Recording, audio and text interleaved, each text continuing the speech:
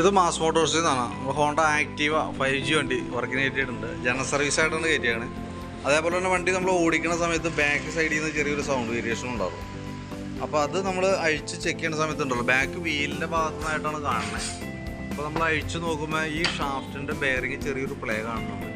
ഇവിടെ നോക്കിക്കഴിഞ്ഞാൽ നമുക്ക് കൃത്യമായിട്ട് നോക്കിക്കഴിഞ്ഞാൽ മനസ്സിലാവും അതിൻ്റെ ഉള്ളിലത്തെ ആ ഷാഫ്റ്റ് കുറച്ച് പ്ലേ കാണിച്ചു തുടങ്ങിയിട്ടുണ്ട്. അപ്പോൾ അതിൻ്റെ ഒരു സൗണ്ട് വേരിയേഷനാണ് കാണിക്കണേ. അത് കൈയോടെ അഴിച്ച് മാറ്റി പോകണമെങ്കിൽ അതായിരിക്കും കുറച്ചുകൂടി ബെറ്റർ കേട്ടോ. കാരണം എന്ന് വെച്ചാൽ ഇതിപ്പോൾ അഴിക്കണമെന്നുണ്ടെങ്കിൽ അത് അഴിച്ച് ആ ബെയറിങ് മാറ്റണമെന്നുണ്ടെങ്കിൽ ഗിയർ ബോക്സ് ഫുള്ളായിട്ട് അഴിക്കണം. കാരണം അതിൻ്റെ ഉള്ളിൽ നിന്നാണ് അതിൻ്റെ ഷാഫ്റ്റ് വരാം. അപ്പോൾ അത് അഴിച്ച് കഴിയുമ്പോൾ നമുക്ക് അതിൻ്റെ gasket, oil seal, gear oil അതടക്കം ഫുള്ള് മാറ്റിയിട്ട് വേണം റീസെറ്റ് ചെയ്യാനായിട്ട്. പിന്നെയെന്ന് പറഞ്ഞാൽ നമുക്ക് ഈ വീല് കയറ്റിയിടുന്ന ഈ ഷാഫ്റ്റ് ഉണ്ടല്ലോ, ഇതിൻ്റെ ഈ മില്ലിങ്ങുമേ ഓൾറെഡി നമുക്ക് ഈ ബാക്ക് വീലിൻ്റെ ഹബ്ബ് ഈ ഭാഗമാണ് കയറി കിടക്കുക. അത് നല്ല രീതിയിൽ ഷാർപ്പായിട്ടുണ്ട്. കാരണം എന്താ വെച്ച് കഴിഞ്ഞാൽ ഇവിടെ നോക്കുമ്പോൾ അറിയാം നല്ല രീതിയിൽ ഷാർപ്പ്നെസ് കാണിച്ചിട്ടുണ്ട്.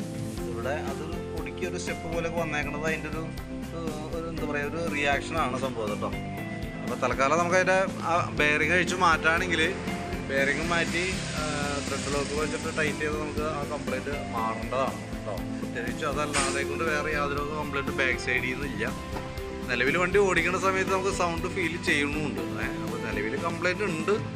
അത് അഴിച്ചു മാറ്റി ക്ലിയർ ചെയ്താൽ തന്നെയാണ് അത് 100% മാറുള്ളൂ. അതല്ലെങ്കിൽ ഇപ്പോൾ നമ്മൾ തൽക്കാലം ഇപ്പോൾ സെറ്റ് ചെയ്തെന്ന് വെച്ചാലും ഈ ഷാഫ്റ്റ് ഈ ബെയറിങ്ങിന് പോകാൻ കംപ്ലൈൻറ്റ് കൂടുള്ളൂ.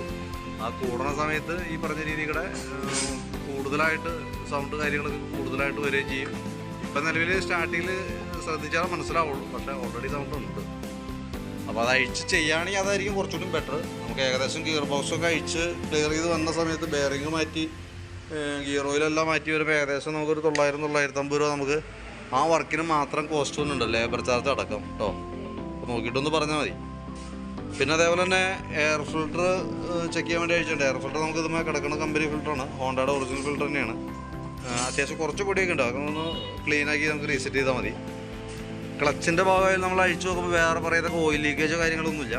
ബെൽറ്റിൻ്റെ കണ്ടീഷൻ നമ്മൾ ചെക്ക് ചെയ്യുന്നുണ്ട്. ബെൽറ്റും വേറെ ഡാമേജോ കാര്യങ്ങളൊന്നുമില്ല. കമ്പനി വന്നപ്പോൾ ഉള്ള ബെൽറ്റാണ് ഇത്. പവർ ലിങ്ക് എന്ന് പറഞ്ഞാൽ പവർ ലിങ്കിൻ്റെ ബെൽറ്റാണ് കിടക്കുന്നത്. അതായത് ഹോണ്ടയുടെ തന്നെ വന്നത്, പക്ഷേ നല്ല ലൈഫുള്ള മോഡലാണ്. ഇപ്പോൾ നിലവിൽ വേറെ ഡാമേജ് ഒന്നുമില്ല, മാക്സിമം നമുക്ക് ഉപയോഗിക്കാം കേട്ടോ. പിന്നെ അതേപോലെ variator body, boss drive, roller അടങ്ങുന്ന യൂണിറ്റാണ്. അത് നമുക്ക് നിലവിൽ നോക്കുമ്പോൾ ഒരല്പം തേമാനമൊക്കെ ഉണ്ട്. പക്ഷേ എന്നാൽ പോലും കംപ്ലൈൻറ്റ് എന്ന് പറയാവുന്ന രീതിയിലോ മാറ്റേണ്ട ഒരു സിറ്റുവേഷനൊന്നും ആയിട്ടില്ല. നെക്സ്റ്റ് സർവീസിലൊക്കെ നമ്മൾ നോക്കാം. അപ്പോൾ അതിനകത്ത് ഈ റോളർ കൂടുതലായിട്ടുള്ളൊരു തേമാനം ഇതൊക്കെ ഉണ്ടെങ്കിൽ നമുക്ക് അപ്പം മാറ്റി കളഞ്ഞാൽ മതി. അതേപോലെ തന്നെ നമുക്കതിൻ്റെ ക്ലച്ചിൻ്റെ ഭാഗം, ക്ലച്ച് ഷൂ എന്ന ഭാഗമാണ്, അതിൻ്റെ പെർഫോമൻസ് ചെക്ക് ചെയ്യുമ്പോഴും ഓക്കെയാണ്. നിലവിൽ വേറെ കംപ്ലൈൻറ്റ് കാര്യങ്ങളൊന്നുമില്ല. അപ്പോൾ നമുക്കതൊന്ന് ക്ലീൻ ചെയ്ത് റീസെറ്റ് ചെയ്താൽ മതി. കിക്കറിൻ്റെ വീലായാലും നഴിച്ച് ഗ്രീസ് ചെയ്ത് റീസെറ്റ് ചെയ്താൽ മതി. പിന്നെ ഈ ഭാഗത്തേക്ക് നോക്കുമ്പോൾ ഇവിടെ ഒരു ഓയിൽ ലീക്കേജ് കാര്യങ്ങളൊക്കെ കാണുന്നുണ്ട്. അപ്പോൾ നമ്മളത് ഈ സൈഡിൽ നിന്ന് ചെക്ക് ചെയ്യുന്ന സമയത്ത് ഈ ഹെഡ് കവറിൻ്റെ ഗ്യാസ്കറ്റ് ലീക്കായിട്ടാണ് ആ ഓയിൽ അവിടെ ചാടണം കേട്ടോ. അപ്പോൾ അതൊന്ന് അഴിച്ചിട്ട് നമുക്ക് അതിൻ്റെ ഗ്യാസ്കറ്റ് മാറ്റി റീസെറ്റ് ചെയ്യാം. അതേപോലെ തന്നെ ചോക്കിൻ്റെ കേബിള്, ആക്സിലേറ്ററിൻ്റെ കേബിള് അതൊക്കെ ഓൾറെഡി ചെക്ക് ചെയ്തു. വേറെ കംപ്ലൈൻ്റ് ഒന്നുമില്ല. ഫ്രണ്ട് ഭാഗത്തേക്ക് വരുമ്പോഴത്തേക്കും ഫ്രണ്ട് ബുഷുകളൊന്ന് അഴിച്ച് ഗ്രീസ് ചെയ്യാം. അതിൻ്റെ കോളർ ബുഷ് മാത്രം ഒന്ന് അഴിച്ച് മാറ്റിയിടാം. അതിൻ്റെ ഇത് നോക്കുമ്പോൾ എത്ര പ്ലേ കാണിക്കുന്നുണ്ട്. അത് നമുക്ക് ബുഷ് സെറ്റ് ഫുള്ള് മാറണമെന്നില്ല, അതിൻ്റെ ഉള്ളിൽ തന്നെ കോളർ മാത്രമായിട്ട് മാറ്റി റീസെറ്റ് ചെയ്യാം. ഗ്രീൻ ബുഷൊന്നും വേറെ പറയത്തൊക്കെ കംപ്ലൈൻ്റ് ഇല്ല. ബ്രേക്കിൻ്റെ കേബിളുകളും വേറെ പ്രോബ്ലം ഒന്നുമില്ല. സ്പീഡോമീറ്റർ കേബിളിൻ്റെ ഔട്ടർ ടൈറ്റ് കാണിച്ചു തുടങ്ങിയിട്ടുണ്ട്. പക്ഷേ വേറെ വർക്കിംഗ് ആണ്, കുഴപ്പമൊന്നുമില്ല. തൽക്കാലം ഉപയോഗിക്കാം. ഫ്രണ്ട് ബ്രേക്കിൻ്റെ ലൈനറായാലും അത്യാവശ്യം നല്ല ലൈനറാണ്. ക്യാമൊക്കെ നയിച്ച് ഗ്രീസ് ചെയ്താൽ മതി. ബാറ്ററി നമുക്കിതും ഇരിക്കുന്നത് 2022 മോഡൽ ബാറ്ററിയാണ്. അപ്പോൾ അതും കൂടി നമ്മളൊന്ന് ടെസ്റ്റ് ചെയ്ത് പോകുന്നുണ്ട് കേട്ടോ. വോൾട്ട് ചെക്ക് ചെയ്യുമ്പോൾ 12.89 റേഞ്ചിൽ വോൾട്ട് കാണിക്കുന്നുണ്ട്. ബാറ്ററി നമ്മൾ ടെസ്റ്റിലേക്ക് കൊടുക്കുന്നുണ്ട്. ബാറ്ററിയുടെ കറക്റ്റ് കണ്ടീഷൻ നമുക്ക് അറിയാനായിട്ട് പറ്റും. നിലവിൽ ഓക്കെ ആയിട്ട് തന്നെയാണ് കാണിക്കുന്നത് കേട്ടോ, വേറെ പ്രോബ്ലമൊന്നുമില്ല.